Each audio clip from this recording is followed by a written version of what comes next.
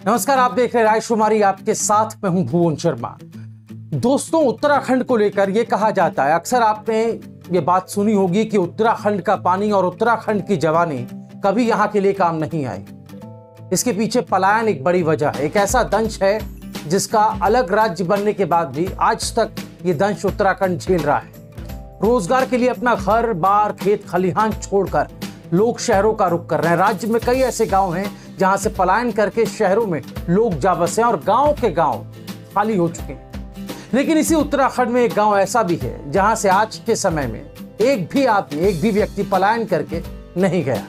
यहां पलायन लगभग शून्य के बराबर।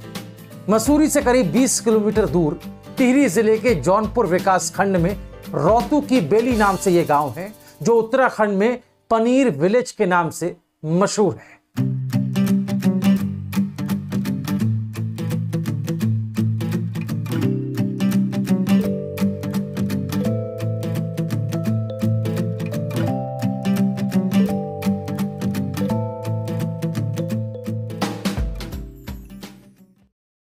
दोस्तों, करीब 1500 लोगों की आबादी वाले इस गांव में 250 परिवार रहते हैं और गांव के सभी परिवार पनीर बनाकर बेचने का काम करते हैं। रोहतू के बेली गांव के पूर्व ब्लॉक प्रमुख कुंवर सिंह पवार ने ही इस गांव में सबसे पहले पनीर बनाने का काम 1980 में शुरू किया था। कुंवर सिंह बताते हैं कि 1980 में यहां पनीर 5 रुपए प्रति किलो बिकता था।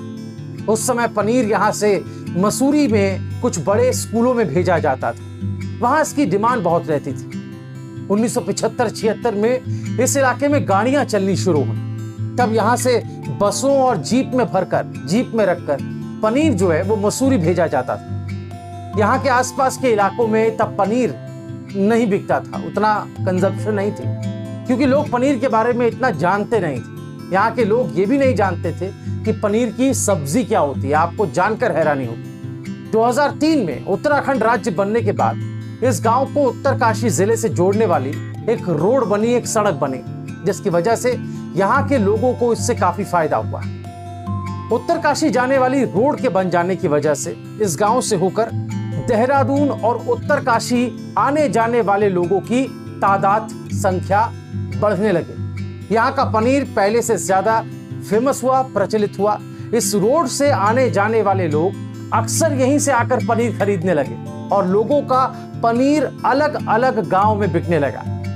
रोहतू की बेली गांव के पनीर में मिलावट ना होने और सस्ता होने की वजह से देहरादून तक के लोग इसको खरीदने लगे थे। उत्तराखंड के बाकी इलाकों की तुलना में अगर देखें तो टिहरी जिले में ये पहला गांव है जहां सबसे कम पलायन हुआ। कुछ 40-50 युवा अगर हम ओवरऑल देखें तो गांव से अब तक बाहर पलायन करके काम करने के लिए गए। लेकिन बात दरअसल यह है कि कोरोना महामारी के दौरान ये लोग भी वापस घर लौट आए।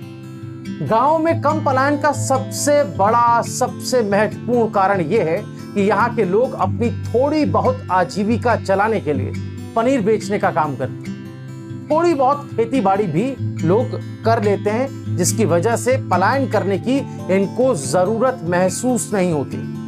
दोस्तों, वैसे पहाड़ पर पनीर बनाना बहुत आसान काम नहीं है, ये कठिन काम है, क्योंकि यहाँ अगर किसी के पास एक भैंस है और अगर वो भैंस बिल्कुल नई है तो उसे साल भर पालना पड़ता है। यहाँ गांव के पास में भैंस के लिए चारा अक्सर नहीं मिलता, तो चारा लेने के लिए गांव की जो महिलाएं हैं, बहू बेटियां हैं, वो दूर पहाड़ों पर चढ़कर जाती हैं। कभी कभी वहां भी लोगों को चारा कम पड़ जाता है, जिसके लिए उन्हें फिर दूर किसी गांव में जाना पड़ता है। तो यहाँ के लोगों के माने तो अगर सरकार भैंस खरीदने में लोन की व्यवस्था कर दे और चारा अगर मुफ्त में या सब्सिडी में लोगों को यहाँ उपलब्ध हो जाए तो यहाँ पर थोड़ी राहत लोगों को मिल सकती है और पलायन और काफी हद तक आसपास के गांव में भी कम हो सकता है। साफ है कि गांव आबाद हो, इसके लिए हमें गांव को केंद्र में रखकर, सेंटर में रखकर योजनाओं को बनाने की जरूरत है। गांव की योजनाओं को बनाने के अधिकार ग्राम प्रधान के पास होने चाहिए, तभी पलायन जैसी एक जटिल समस्या से, जो उत्तराखंड के ऊपर एक दंश की तरह है, उससे निजात मिल पाएगी। और कहीं ना कहीं दोस्तों, पलायन की ये जो समस्या है, अब वो भू कानून की मांग को जन्म दे रही है। क्योंकि आप देखिए, उत्तराखंड में जिस तेजी के साथ उत्तराखंड राज्य बनने के बाद से लेकर अब तक पलायन हुआ है और मुख्यतः रोजगार के लिए हुआ है, तो उसमें हम देखते हैं कि यहाँ के जो मूल निवासी, जो उत्तराखंड के मूल निवासी हैं, जो यहाँ पहाड़ में रहने वाले लोग हैं, वो अब धीरे धीरे उनकी तादाद कम होती जा रही है। और जो आउटसाइडर हैं, जो पहाड़ के उत्तराखंड के मूल निवासी नहीं हैं, उनकी तादाद धीरे धीरे बढ़ रही है जमीनों पर, व्यवसायों में और दूसरे तमाम क्षेत्रों में। इसको लेकर के लगातार एक आवाज जो है भू कानून की मांग उठ रही है और लोग ये बात कह रहे हैं कि भू कानून जो हिमाचल की तर्ज पर उत्तराखंड में भी लागू होना चाहिए। लोगों की जमीन पर उन्हीं का हक होना चाहिए।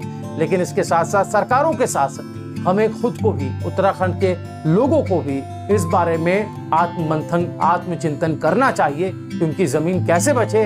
इसको लेकर उनके अपने प्रयास क्या है। दोस्तों, इस वीडियो पर आपकी राय क्या है, हमें आप कमेंट में जरूर बताएं। इस वीडियो को आप ज्यादा से ज्यादा लोगों तक पहुंचाएं ताकि लोग इससे मोटिवेट हो सकें और स्वरोजगार की दिशा में आगे बढ़ सकें और कम से कम उत्तराखंड से लोगों का पलायन हो सके। मुलाकात होगी बहुत जल्द अगली वीडियो में।